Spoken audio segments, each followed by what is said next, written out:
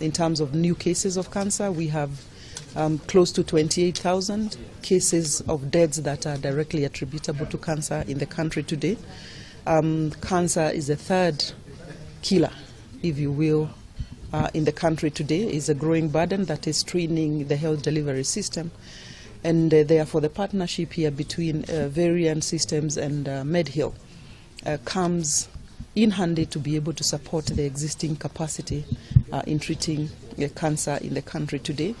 As you may have detected, that the health ecosystem in Kenya lends itself very well to partnerships between the public and private sector. So this is one of the private sector initiatives which, as a government, we commend. You know, we're really talking about bringing the first radiation therapy capability in the country. You know, so there are half a dozen centers today. As I mentioned in my remarks, there's another 13 projects underway that should be coming online over the next year or so, and that will make a very significant contribution to cancer patients here in the country.